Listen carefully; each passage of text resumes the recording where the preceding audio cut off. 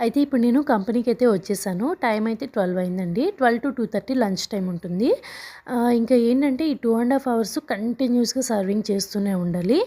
అంటే వాళ్ళకి duty time అయిపోతుంది కదా! అందుకని ఫాస్ట్‌గా సర్వ్ చేయాలనమాట.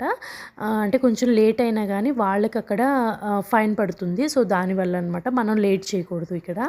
సో, ఏంటంటే ఫస్ట్‌లో అయితే నేను ఒక్కదాన్నే అనమాట. మార్నింగ్, ఆఫ్టర్‌నూన్, ఈవినింగ్ 3 టైమ్స్ నేనే వచ్చేదాన్ని. ప్లస్ నేను ఒక్కదాన్నే సర్వ్ చేసుకునేదాన్ని.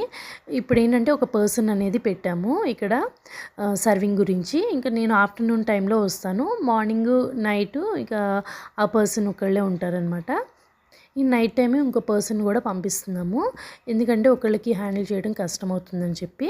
సో, ఇంకా నేను ఇంటికొచ్చేసరికి 4:00 అయిపోయింది. Full tired అయిపోయాననమాట. సో, ఈ వీడియోకైతే ఇంతేనండి. మీరు గనుక మన ఛానల్‌ని ఫస్ట్ టైం చూస్తున్నట్లయితే ప్లీజ్ సబ్స్క్రైబ్ చేసుకోండి. బాయ్.